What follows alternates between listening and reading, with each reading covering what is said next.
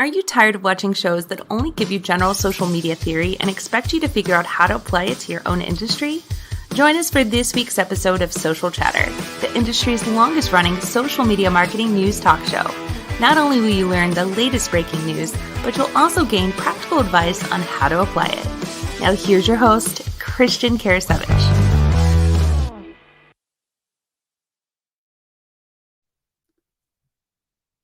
Welcome, everyone, to Social Chatter, your weekly social media marketing news talk show. This is episode 323 with myself and my co-host, Sara Munro. Hello, and happy holidays. So this week, we're going to be talking about social media in 2021, a recap. There's quite a lot that went on this year. And, you know, we tried to organize the show. It's going to be a little different than the way we normally do things. But this should be a really fun episode looking back at what happened in 2021 and then where things are possibly headed. So, yeah. Exactly. And it's strange going back through the show notes that we've had this year. It's been kind of fun thinking, oh, wait, that was a thing, wasn't it? When was that a thing? So it's been a lot of fun to recap what we've talked about this whole year. Definitely. So I'm going to go and turn it over to you whenever you're ready and we can kick things off. Sure. I know we've broken up into 4 sections, right? We've broken it up into 4 sections. So we're going to rewind all the way back to the spring or late winter, let's say, when we were all talking about audio, right? Everybody was chasing Clubhouse, and it seems like an eternity ago that we were talking about this. But audio was a huge thing. And we saw the rise of Clubhouse during the first year of the pandemic. And then all of the other platforms were racing to try to release their own audio products. And so we saw Twitter Spaces announced, and we'll say hello to everybody who's listening to us on Twitter Spaces live or the replay, because that's now a thing too. It wasn't a thing when Twitter first announced Twitter Spaces back in, I think May, but I think it was earlier in the year that we actually had some testing with that.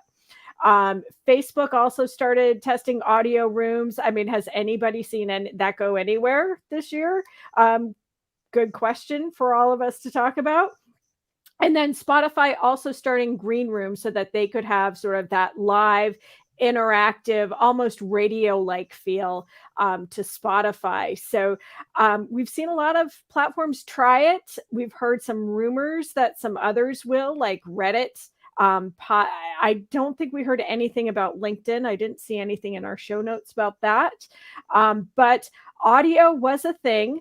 And I guess, Christian, is it still? Is that the question to ask at the end of 2021? Is audio still a thing? We're still here on Twitter Spaces. I got to say, I think it's one of those things where marketers, we start on this stuff rather early. I think for the general population, a lot of them are probably just starting to get onto it. Again, it's like trying to get somebody to make a podcast. So podcasting has still been around. It's been around for a long time. Numbers are also super low for most podcasts. A lot of people give up on it because they don't get that initial traction. And I feel like audio is the same thing. I think it's going to take quite a while, I think, for people to get around to getting into actually producing their own audio versions of things. The great thing is you can already do that. For example, I could take this show and I can easily separate the audio from it and turn it into something. Or I can pull out, little snippets, things like that. Like I've got all of that. There's equipment, for example, you got a mixer, you can plug you can play audio clips through that. So there's no reason you shouldn't be tapping into audio. Right. But I do think it's something that, a lot of people are going to, I think there's a lot of people that, have not gotten there yet. Right. So. Well, even if you use Zoom, right, you don't have to use fancy mixing boards and different cameras and we use StreamYard. You don't have to have all of these fancy things. You can actually use Zoom, and in your Zoom download, you get the audio track as a separate file that you can also use too. And we've talked about it throughout the year, the importance of prioritizing audio for any of your live streams. And this is one of those reasons, right? Is that you can divide this out. You can find a place for podcasting or audio within your marketing and the content that you put out into the world. Absolutely. And by the way, you did ask earlier, you said, hey, you know what, is LinkedIn even working on live audio rooms? Yes, they did actually. They started it back on, when was this? April 1st. They started out working on their own version of audio rooms. I haven't seen a whole lot come from that. I haven't heard anything from it, really. Yeah, and it was episode 285, by the way. So, by the way, for all these topics we're talking about, if we reference an episode, it's simply socialchefs.com/SC and then the episode number. So, for example, socialchefs.com/SC285. If you want to learn about those LinkedIn live audio rooms they were testing back in April, I haven't heard about them either, but I haven't. And I think they were probably one of the first we were hearing about LinkedIn live audio rooms, because I did some show notes too. We talked about Twitter Spaces episode 290, which was in May, and updated that again, episode 303. So that would have been late summer. So around August. Episode 296, we talked about Facebook audio rooms. Episode 297, we talked about Spotify Green Room. So it's really been sprinkled throughout earlier this year, all of the audio rooms. And then we kind of made a switch around August, September, to that holiday shopping time for marketers. So, but I have to say, I still get updates. I still have Clubhouse on my phone. I still get the little notifications from some of the favorite people that I follow. And just, I still look at it and say, oh, that would be fun to listen to, but I can't stop what I'm doing right now. And I think that's one of the challenges that the live audio has had, is that it's very much appointment listening, just like radio is. It's appointment listening. And, unlike podcasts, it's harder to play back. I mean, there's certainly ways to do that, to record your Clubhouse, time, but, you have to make some extra effort. The app just doesn't let you do it. Unlike Twitter Spaces, I think when Twitter Spaces rolled out, we said, this is what's going to take off. So, yeah. And I gotta say, I mean, I will say the hardest part about Twitter Spaces, by the way, if I had to pick out of all of these, we tried Clubhouse. Clubhouse, it's easy to go listen to things, but a lot of people were listening to things and then not getting things done. So they were spending more time, and that's a big challenge with the whole audio aspect. But they were on Clubhouse listening over on, and then Twitter came out with theirs, and everyone else decided to come out with all their products. And that's where, like, the hardest part about Clubhouse was you had to start an entirely new social network. You had to grow a whole new platform. And it's hard to move your audience from one platform to the next. It seems easy, like, hey, I'll share a link and they'll move and immediately do that. And that was one big thing that Twitter had going for the Twitter Spaces platform. And I will say this, I still think Twitter Spaces I think it's going to be a very useful feature in 2022. I think that they kind of started laying that groundwork for 2021. Jack Dorsey stepped down, but I think they were onto something, because they've been doing acquisitions. They've been adding a lot of potentially paid features, things like that. We'll get to this in a little bit with creators. And I got to say, the hardest part about it is really just me remembering to set it up. That's literally the hardest part. So. And I have to say, every time I have to sign into Twitter on my phone, I've had some issues with having to change passwords and things like that. So every time I sign up, there's a first screen that pops up, and it says, it's a little irreverent. It says, what is this? There's another word in there, but what is this? And it's highlighting Twitter Spaces, so that if you are setting up a new Twitter account, or maybe you're logging in after a long time, Twitter will prompt you to say, hey, take a look at what this is. Take a look at this cool thing. And I mostly use Twitter on desktop because I'm a TweetDeck user. But when I was on my phone earlier this week, I have to say the Twitter Space banner was huge. I thought, oh my gosh, there's a lot of people using Twitter audio. So that was nice to see. And we're part of the same community too. Definitely. By the way, if you are watching, do me a favor. It looks like my Twitter Spaces session ended. So if you are, I'm not sure. So if you are, that's interesting. So if you are listening, if you were listening over on Twitter Spaces, do me a favor. Let me know in the comments if you're seeing that or not. Let me know. So okay, so trend number one, obviously for 2021, big thing was obviously audio. So Sarah, what was the next trend?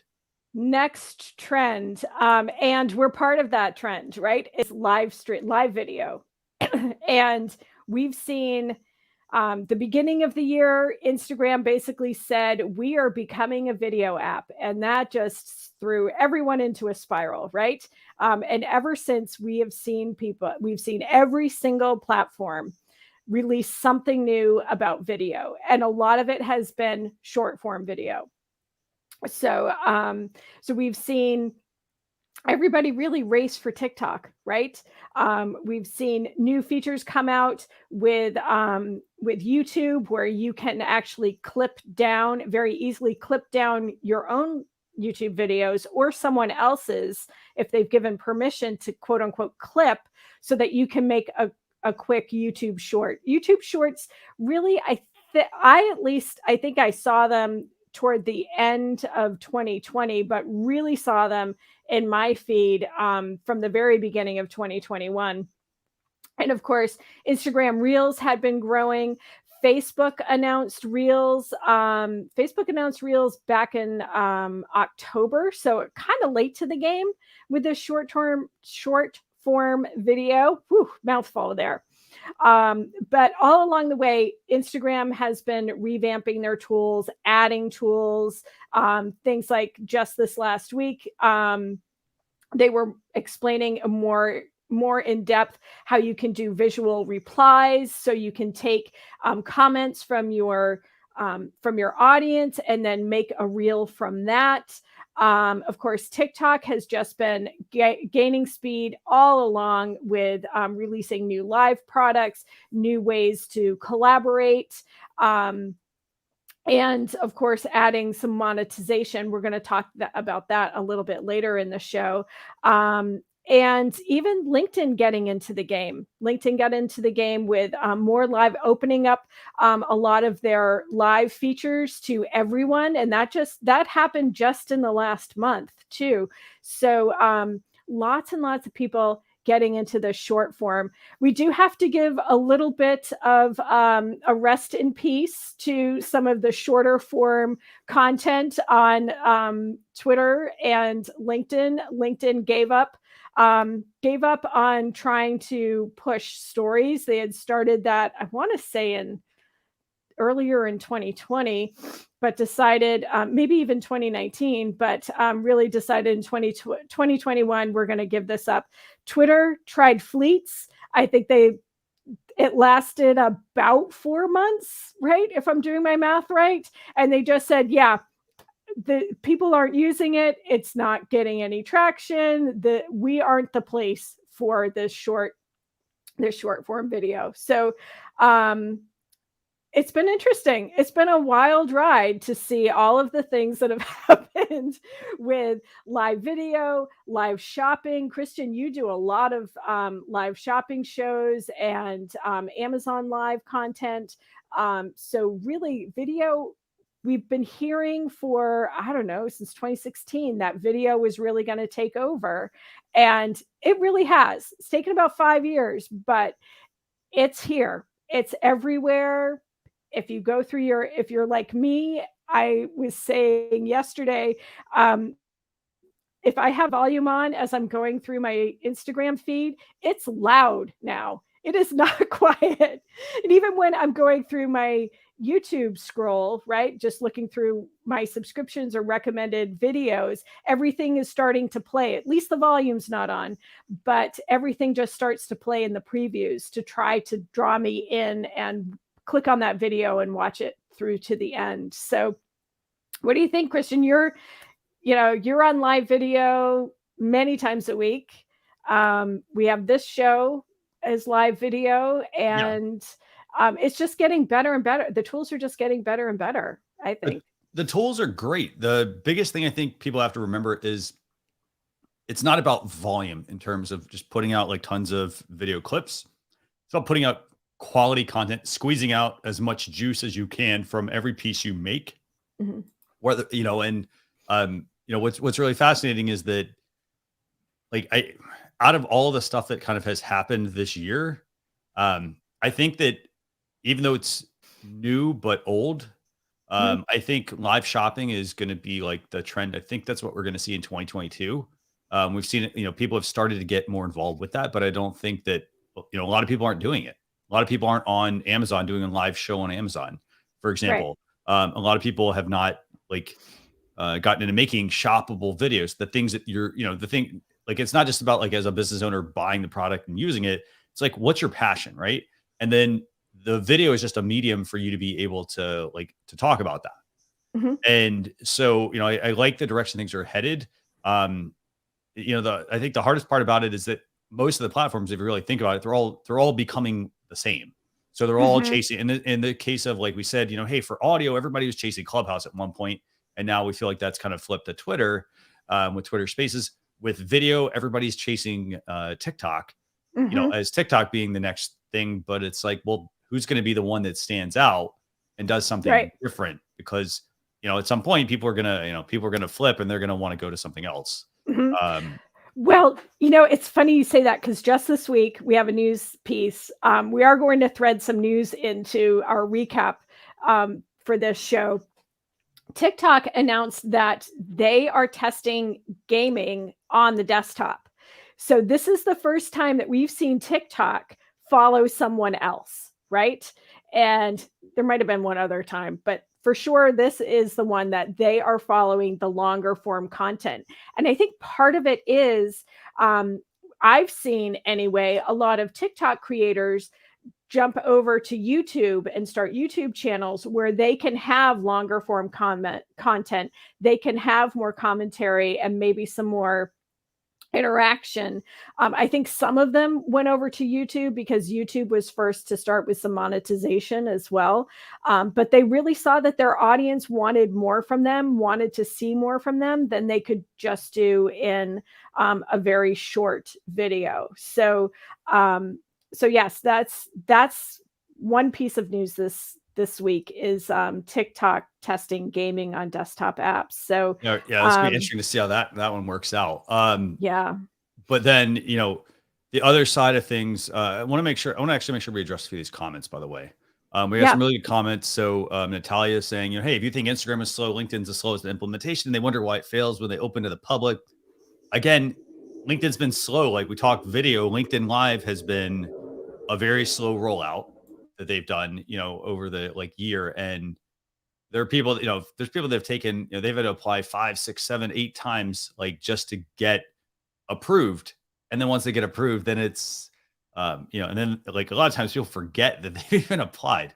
But I think that also comes back to the platform. It's good that these platforms have allowed, have made it easier with all these tools for you to create video content.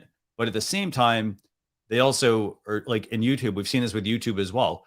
They've started to also try to be more selective about who they allow on the platform to use their features. Because, for example, like let's use YouTube as the example. When it first started, everyone could start a channel, everybody could monetize immediately. And then they started putting in some requirements because it encouraged like anyone to just basically just start making bad video content. And the thing was, they started then putting some of those restrictions in, and it forced the content to have to get better if you wanted to chase that. Right. And so, the same thing though for LinkedIn. LinkedIn wants to make sure they maintain the integrity of the platform. Mhm. And so they have been very slow with implementing a lot of things. Very, very, very slow. Let me reiterate that. I um, mean, LinkedIn events, I think they announced them, I don't know, 2018, 2019. I'm a little foggy with when those came out, but I didn't get them until, I don't know, sometime in 2020 for some of my pages. So the most basic functionality, but like you said, LinkedIn is really careful. LinkedIn, has been incredibly deliberate with the tools that they release. And we talked just a couple weeks ago. We'll put the episode number in our show notes, but just a couple weeks ago, we talked about LinkedIn creators and how they are providing more access to people who want to do more live video, that you Yep. get you get the opportunity to do more publishing, and that's image and text copy, but also getting live streaming. And then you also get the bonus of discoverability. So if you are putting out good content, Mhm. LinkedIn's going to reward you, right? Absolutely.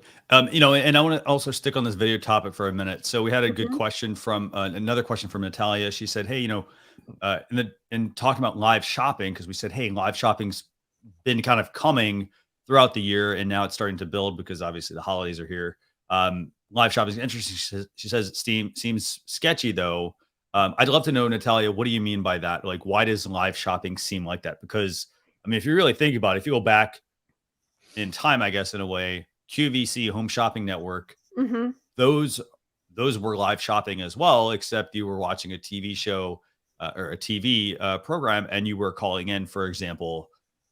So, what's sketchy about the current way things are done? Is it the fact that a lot of people are doing it, and they're not maybe the right person to cover that topic? I'm not sure. I'd Mhm. love to hear from you on that one. Um, Well, as she comments, I'll say yes, because there's sometimes you can't trust the recommendations, because mhm, everybody can do it, right? And there are some right. people who are getting paid partnerships and maybe endorsing things that aren't great products. Yeah. So, but that live shopping too, there's also embedded shopping in a lot of things. I'll see YouTube channels, especially some of my favorite creators who have merch stores. I'll see a little banner in the upper right where their merch is highlighted, so I can easily shop their merch. Um, and with the YouTube chaptering, those auto chapters, which Yeah. are fantastic, right? There are Mhm. ways to integrate links to shopping and things like that. Yeah, Super definitely. And creative. that is another really good point. Like in terms of video, like when we talk about, this brings up another good comment again from Natalia. By the way, Natalia, thanks for all the great comments on this week's show. She's saying YouTube's great at implementing small changes that actually create more engagement. Very Mhm, true. And one of those, there's a couple from this past year. One of those is chapter markers within YouTube videos. So mhm, YouTube started rolling this out, and basically, what would previously happen would be somebody would you'd either make a really short video to cover a topic, or you make a really long video, and your mhm, viewers had to figure out, they'd have to fast forward. Sorry, they got to do a little work. They got to fast forward through that video. And mhm, YouTube added chapter markers to where now you're able to, there's two things. You can either add the chapter markers manually, and it's very simple. You have to type, like, for example, 00:00, and then whatever your text is. And then you could do one at, let's just say 1 minute. It'd be 01:00, and then the next mhm, piece of text. You can go and you can manually do that. And what that does is basically you are creating those chapters of your live streams. For example, we could do them for today's show with topic trend one, trend two, trend three, trend four, right. or they even have now made it where they will automatically add them. So then it comes down to writing a really good video script with those section breaks built in that are going to be, highly like searched. And then YouTube's going to help basically drive more viewers back to that. So, Right. Right. for example, I looked up episode 285 right now on, I think it was on Google, and I pulled up the episode, and then I could see key moments Mhm. listed out. And again, it's a little bit of extra work, but it has big dividends, I think. So Natalia, you're absolutely right about a lot of the small changes, because the other change that YouTube is rolling out has rolled out this year is they've rolled out shorts. Mhm. Shorts are basically YouTube's version of TikTok videos and Instagram reels. Well, and a lot of them are TikTok videos. Yes. Let's Very be true. honest, many Instagram Reels and many, YouTube Shorts are actually from TikTok. You can still see the TikTok logo in them, and they have the TikTok end card too. Some people aren't trimming the end, so Yeah. it's not so blatantly TikTok. So, but it's people who are making an effort, I have to say, because I see a lot of the Facebook reels that I see are just, the algorithm hasn't caught up with it. Mhm. What I'm being delivered, what the reels that I'm being delivered are really awful. Yeah. I have to say, Instagram is nailing it though, and YouTube Shorts the same way. Yeah, there's definitely, I mean, there's so much like in terms, and like I said, in terms of video, there's so much that has been going on this year. I think I will say this: if I had to give one piece of advice, Sarah, on video in 2021, what we saw, and then what we think we're going to see in 2022, I think that would be focus on creating quality content, because it doesn't matter that they provide all these tools if your video is not any good. And here's the Mhm. thing, like it's like going back to like looking at the first time you made a YouTube video and it's bad and you've Yeah. improved over time. Yep. It's the same thing. You know, you've got all these tools. They are now tools to make it easier for you to create video content, whether it is live stream content, pre-recorded content, short content. And Mhm. instead of just dumping a whole bunch of video content out there, you should really be focusing on making like make one really good piece of content. For example, it could be something that you live stream if you know that it's where you get a lot of, live engagement, then you want to have some live stream content. But you don't just Right. want to do live stream content. You want to make sure you also do pre-recorded content, because going back to what Sarah said, it becomes a challenge of time. Mhm. There's only so much time in the day. It's hard, trying to do regular, real work and also stream and get people to tune into that. For example, it's a tough balance, because then you have to factor in, hey, there's also regular life as well. And you Right. can't do all of this at once. So, Right. you know, if you do a live stream, it takes you 3 hours to make that and people don't tune in, but hey, they watch the replay. That's okay. Right. Make Right. some pre-recorded content as well, because that doesn't require you to be present for the entire amount of time. Put the content out, you can answer the questions when people ask them, things like that. And the benefit there is going to be that you're serving two different audiences, because a lot of times the live content and the pre-recorded content, one might be a tutorial. Does somebody need to watch you do a live stream of a 2 to 3 minute tutorial? No. Right. So that's better for pre-recorded content. And then how do you promote this even better? So, for example, if you said, "Hey, go watch my live stream and it's 3 hours long," think about your viewers. Are they going to actually, do they have 3 hours to go sit and watch your live stream? Chances are probably not. So, what you need to do to help get them there is to share some of those key moments by making shorts content, TikTok content, Instagram Reels content, basically micro content with key moments that drive back to those full episodes, whether that is the tutorial or the live stream. Right. It is amazing how people hang in onto the long live streams, I have to say. So I don't watch a lot of gaming videos, but some of my favorite content creators are starting to get into that, or they're doing what they normally do, just as a live stream. Like there's one hilarious woman from Canada who paints her nails, right? And so people will watch, and I'll just have it on in the background, like background noise of her painting her nails and listening to her jokes. It's kind of fun. Mhm. But if we use this show as an example too, there are occasions where we pre-record. We Yeah. typically do it before holiday. We did it Thanksgiving in the U.S. That week, and what I found great about that episode was that I could get into the comments and chit chat with people. Usually, when we're on the live show, Christian, you handle a lot of the comments and a lot of the behind the scenes technical things, and I talk to the guest more and talk about the news items. And so you're doing all of the switching and all the stuff behind the scenes and bringing people's comments in. But when we pre-record in real time, I can be commenting to people instead of going back later after the show and chatting with folks. Yeah, absolutely. Yeah. And again, I mean, like you have to look at, like, I'd also say this, like just in 2021, like you got all these tools, all these video tools. The thing you have to also remember is put your time into things that are going to give you the most bang for your buck. Mhm. So you can do all of this, there's all these shiny objects, but if you really look at, like, if you look at who a lot of the top maybe not even top people. If you look at the people who are seeing the most success, a lot of them are focusing on a few things. They're not focusing on 20 things at once. Exactly. They're getting really good at one thing. And then once they've kind of, once you kind of reach that level, you kind of, I'm gonna say plateaued, you reach that level and you're ready to level up again.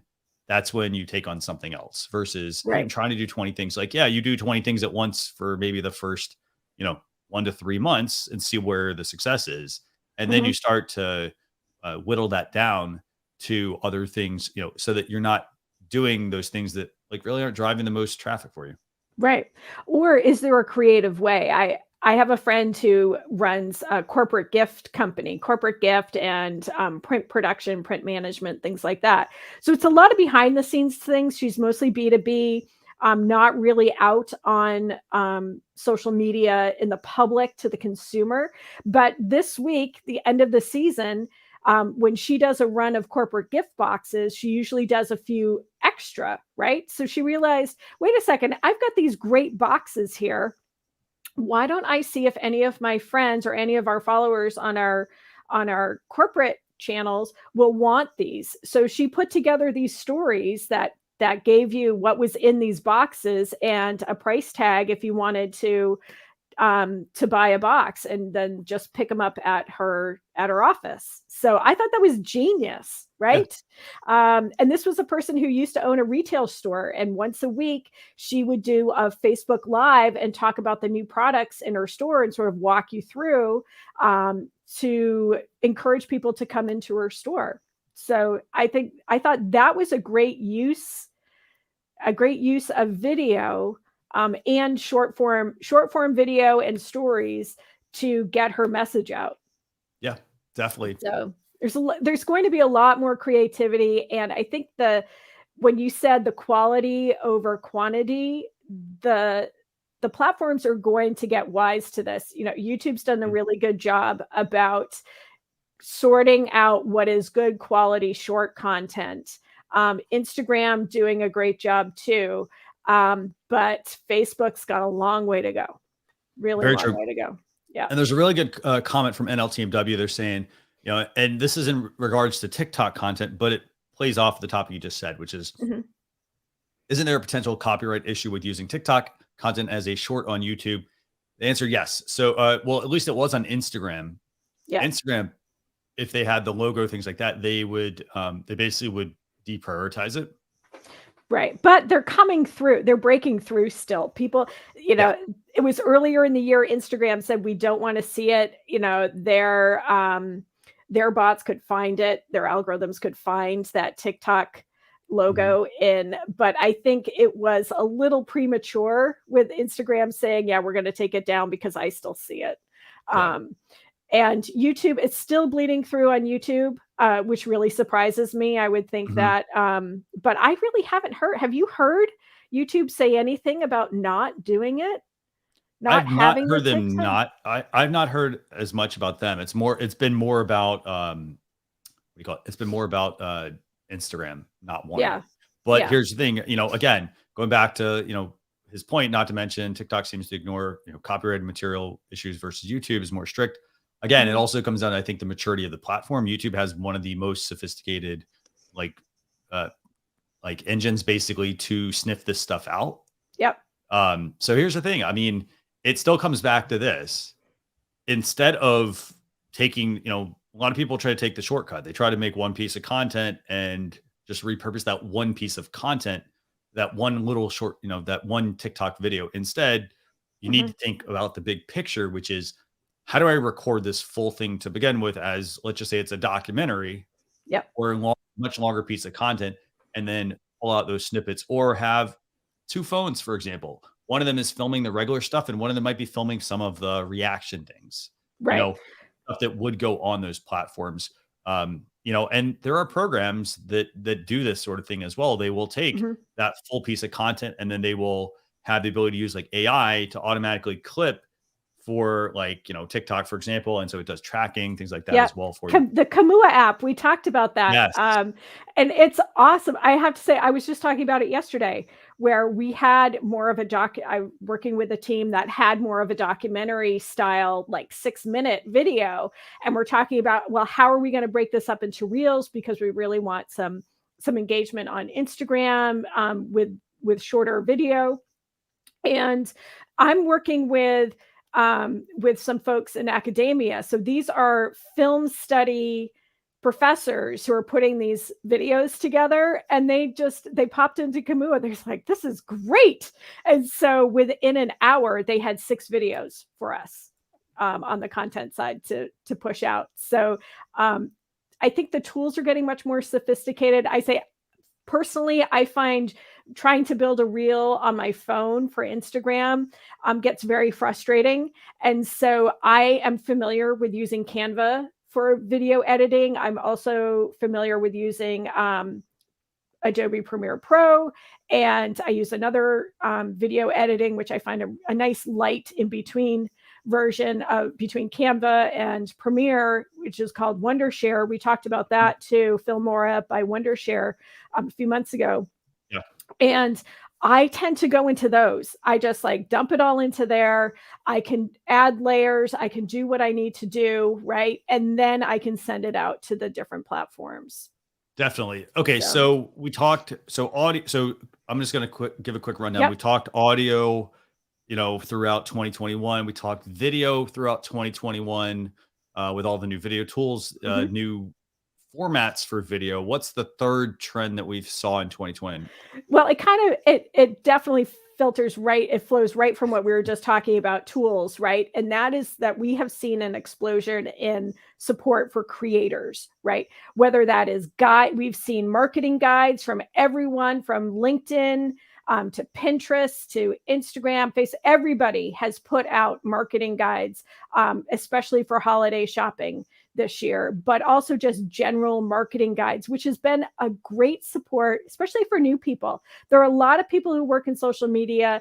They don't have a marketing degree. This is an add-on to an existing job, or they're just fresh into the job market. And because they're younger, they get the social media, right? And they may not have that marketing experience. So there's been a lot of fundamentals that have been pushed out this year through the guides. Also, much more concerted effort on how to use the platforms. We've really seen Pinterest kill it this year. And actually this week, they just announced a 57-page guide. Isn't that right? Optimizing your product catalogs, because Pinterest really wants to get into the shopping side. Perfect fit for that platform, right? So they are making an effort to put out this content. So it's not a mystery. It's not a mystery on how to use the tools anymore. The other piece that we've really seen is the monetization. So that's reward, not just algorithm rewards for good content, but actual money, right? We've seen Twitter add things like tip jar and other little elements where you can quickly send some money to someone on Twitter. Twitter Blue, a subscription service, so that the creators will get a little bit on the other end.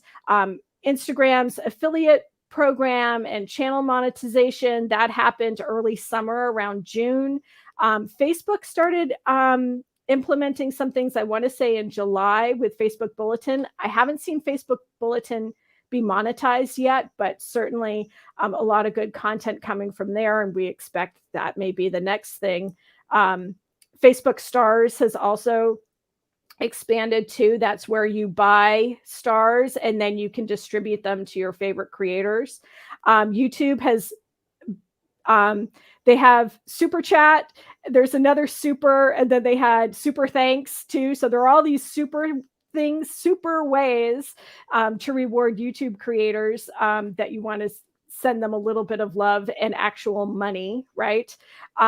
Google and YouTube shopping were expanding in the midsummer as well. So a lot of ways, not just cash, but also instruction on supporting creators. And I know I'm leaving out some things. There's some huge things with YouTube and Facebook and TikTok, all of the platforms have these huge billion-dollar budgets to reward creators in this year and next year.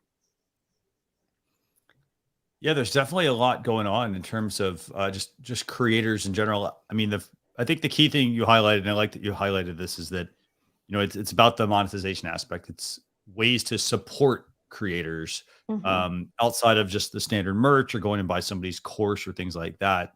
Because that for most people, that's been a big challenge. It's like they create something and then it's like they have to sell it. And then now the good thing is there are tools to help with, to help support some of that.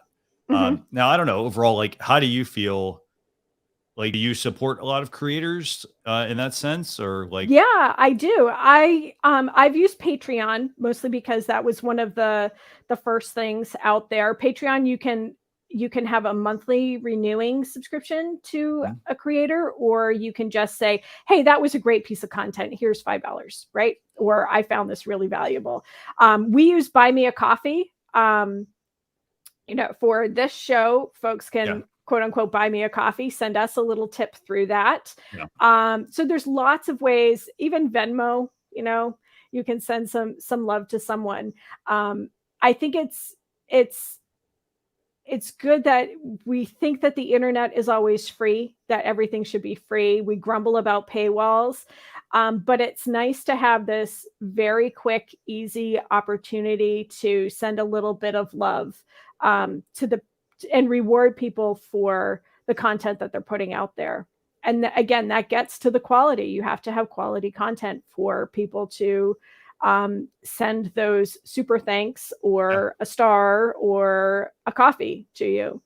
Very true. Yeah. So I think, like, overall, in terms of what we got, going on for just supporting creators, I mean, I think the guides are, like, honestly, I think the guides are super helpful for creators. I think the big thing is a lot of people want that immediate result, and the guide it's not going to get you an immediate result, but what it is going to do is it is going to help you just overall. It's going to help you make sure that you are on that right track with moving things, in the way that they need to be moving to be successful on the platform. Right. This isn't I'm sending out a tweet, I expect 1,000 followers from it. Right. Yeah. Sometimes that'll happen.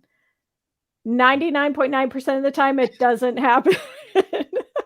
No, very true. So, but let's before we move on, let's talk about one big tool news to this week, and that is Adobe Creative Cloud. We've talked about Canva on this show. We actually use Canva. We use Canva to create the banners that you see above and the slides that we use.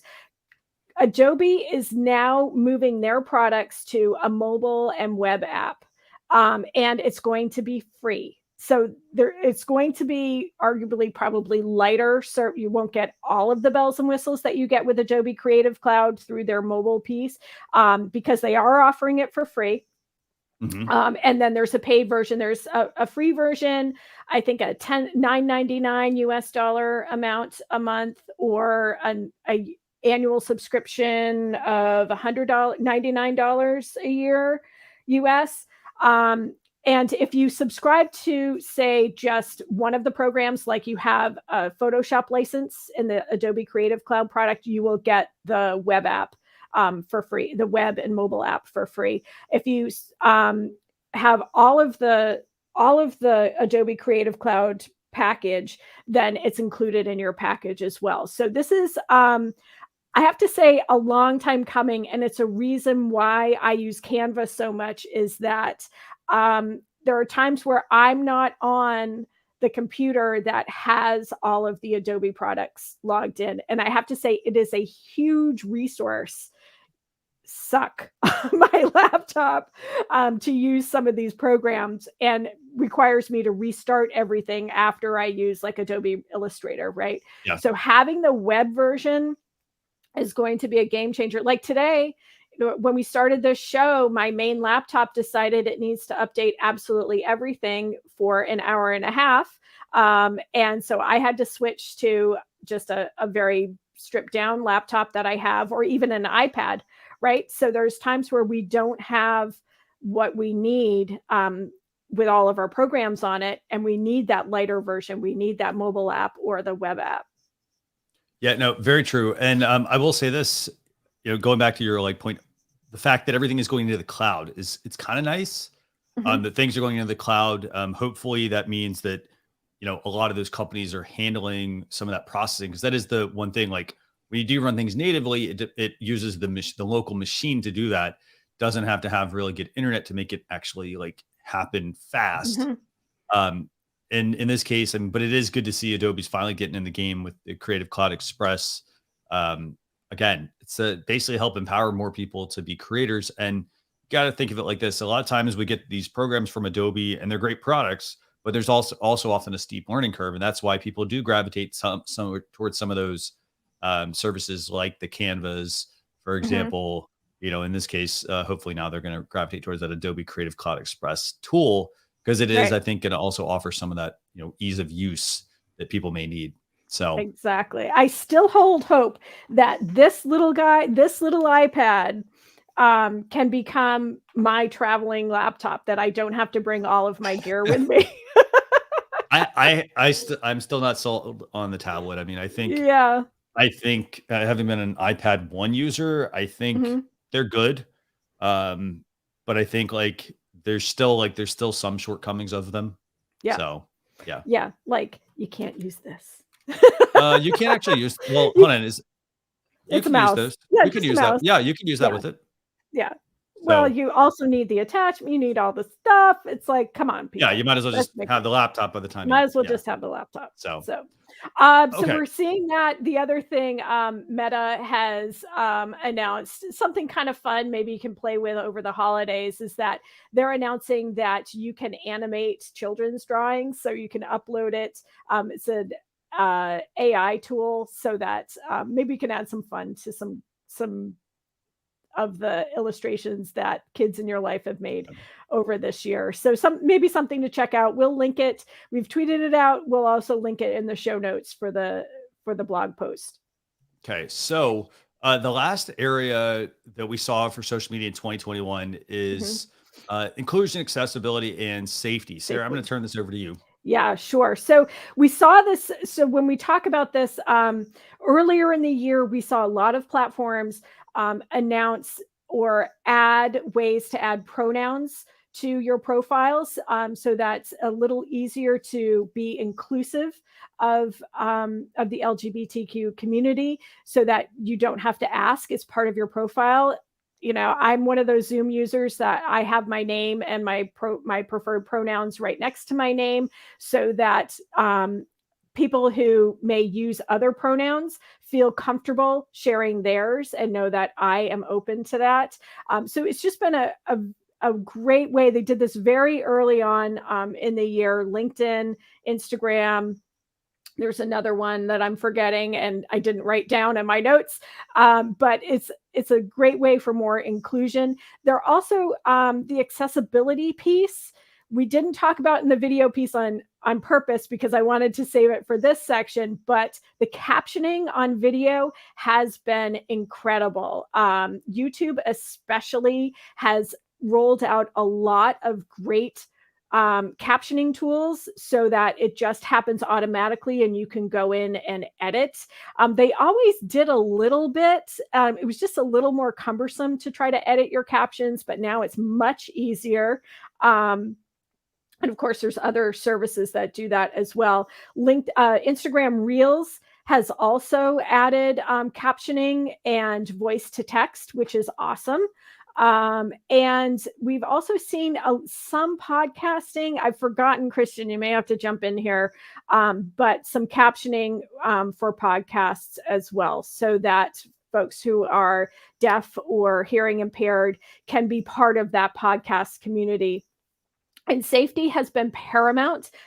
I don't think we have to get into all of the news stories that we've heard about safety on not just social media platforms, but internet use in general.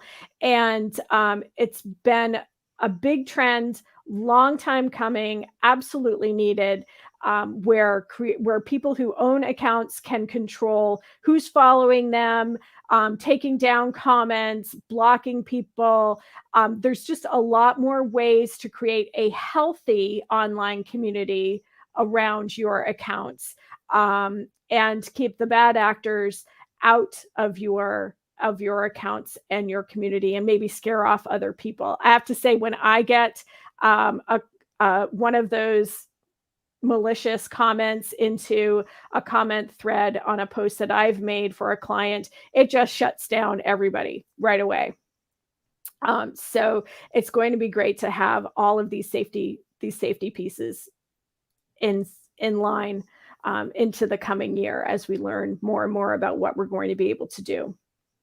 Yeah, absolutely. And, I got to say, I mean, I think a lot of people need to take they need to take the, inclusion and the accessibility and safety concerns seriously, I'd say. Some platforms or some companies, for example, some organizations, they require, for example, that you have it's a requirement that your videos have captions on them. So for example, it's not just about put the videos out there, make the so that's why a lot of these platforms have that automatic, captioning that's coming on, for example. The great thing is a lot of people you can enable it on your browser, for example. So for example, Google Chrome has the ability to go into settings and enable captions automatically. Facebook, YouTube, even Instagram even has greater accessibility built in. Yep. So for screen readers and things like that. And so I'd say it's very important to pay attention to that sort of thing. And again, the other thing I think that, we talked about that I think was obviously super important, limiting the amount of time you spend on, on some of the platforms. The platform shouldn't have to tell you how long you've been on there. You should get an idea of, well, what did I get done this week? But they are starting to, put those measures in place. And that even applies to Instagram. So, well, it's funny. One of the Instagram accounts that I manage, last night, it took me a little longer to write a post because for whatever reason, Creator Studio has decided not to work for me this week.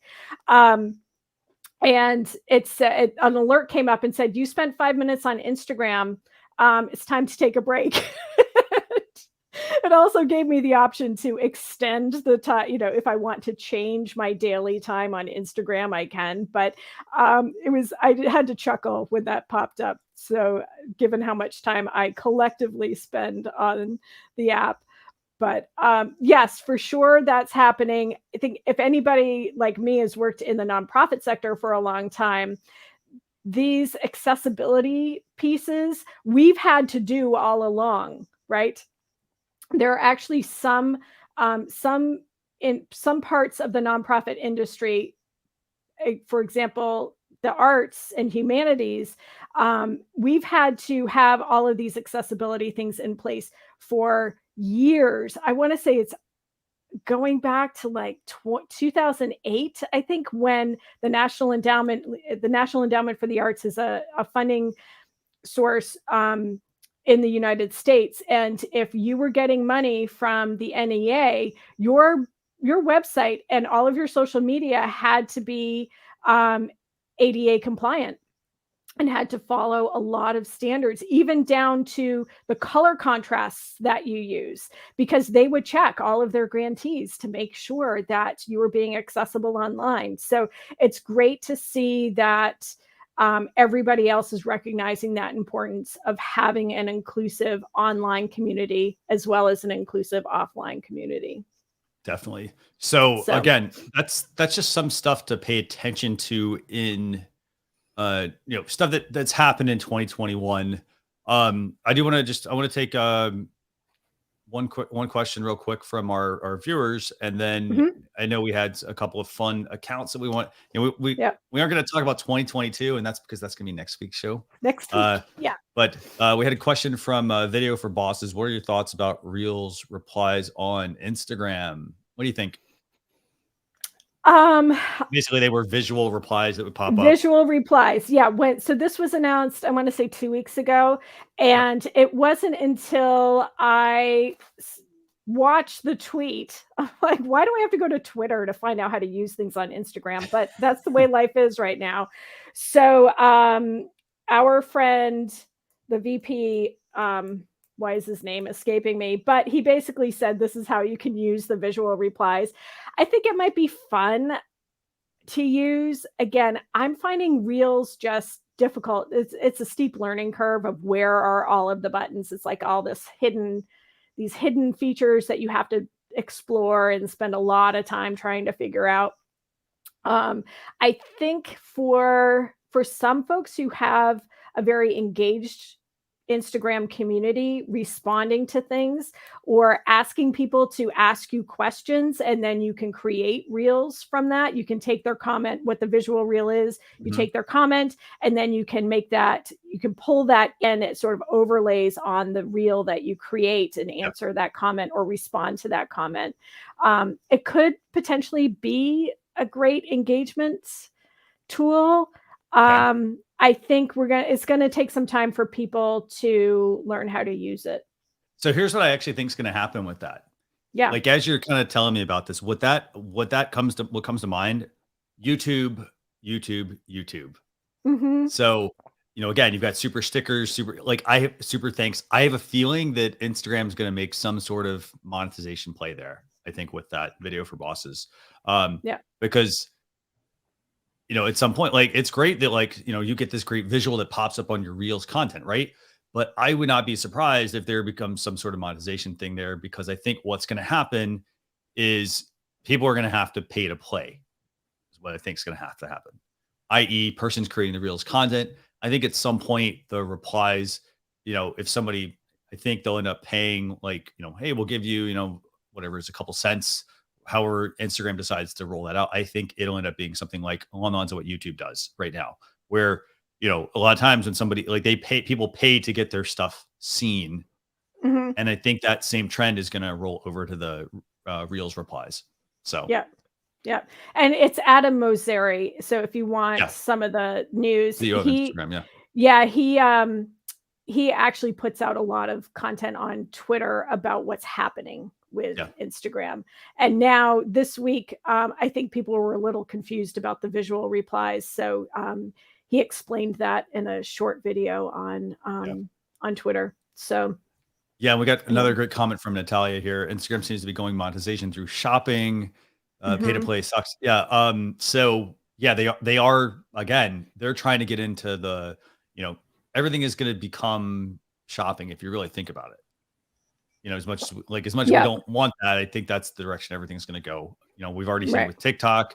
I know we didn't really talk about this, Sarah, but TikTok has TikTok Kitchen that they're working on, which is, it's them partnering with having TikTok having a restaurant basically to make food that people have featured in a TikTok video. I mean, just collaborate with a restaurant. Honestly. But it comes back to shopping, right? Yeah. But it comes back to, it's going to be some form of shopping. So the person's going to be doing some sort of TikTok, and they're going to probably have a product placement, in their video. In this case, it's going to be food. Hey, they can go buy their meal. That's again, we kind of see that with McDonald's with collaborations right now. But the bottom line is, pay to play. It's not, even though, it makes it really hard for people to get that initial traction, pay to play is where it's at. Right. I don't see a TikTok kitchen making cloud eggs and delivering them being, the biggest or whatever trendy recipe. I think there was a feta cheese shortage worldwide because of some of the TikTok recipes this year. So I don't hold out a lot of hope for TikTok Kitchen. I hold out some hope for creators maybe promoting their local restaurants, because they are still struggling, and that's really important. So it's going to be interesting. And let's not forget that billions of dollars being offered by Facebook and Instagram for real content users. YouTube has a big fund too for creators of shorts. So there's a lot of money out there for the good content, which is nice to see that people can make a living. I follow comedians on YouTube and Instagram, and they can't have live shows right now. This is a great way for them to make a living Yeah. with their content. And they could and if they wanted to, they could do a similar like structure or model where, somebody has to buy a ticket to get into it, Mhm.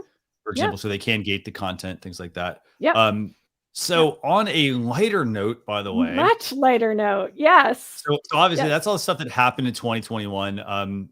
We always share tool of the week. This week, though, what we want to do is we want to just share just a couple of social media accounts that we think are fun, sort of, I guess, cheeky, right, Sarah? So Yeah, I would say cheeky, irreverent. It's been a hard year trying to keep up with all the changes, right? And also keep those of us who are consultants and working with different accounts and maybe people who don't understand social media.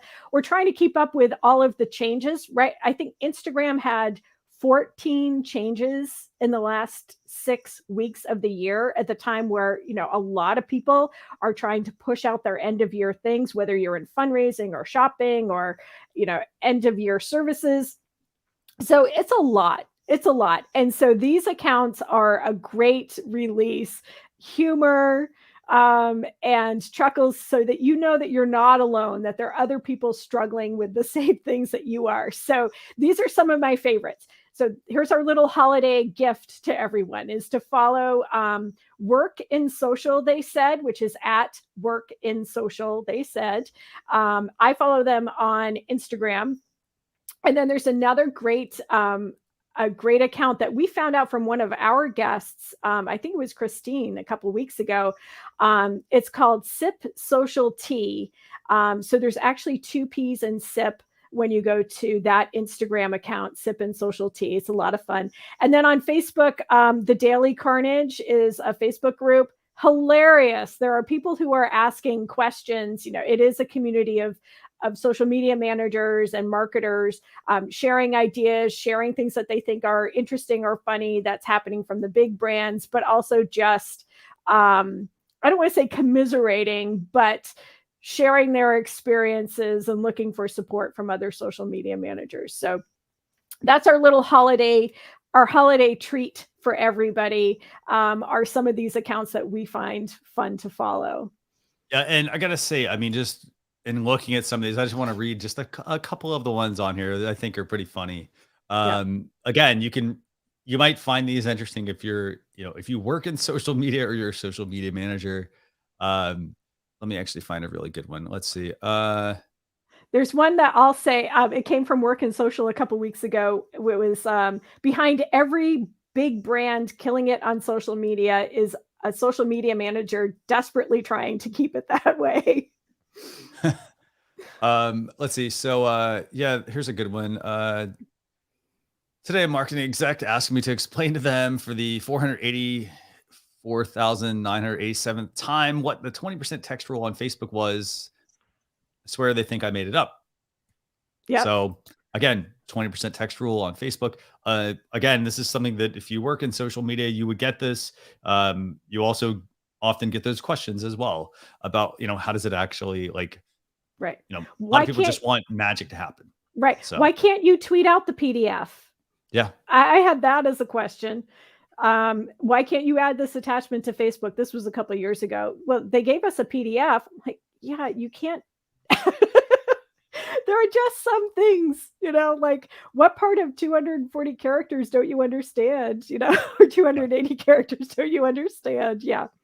And I think the other thing also to just keep in mind, again, is that a lot of people are looking for ways to like they want the work done every single day, but if you're in back-to-back meetings, there doesn't leave time for focus time to actually get the work done.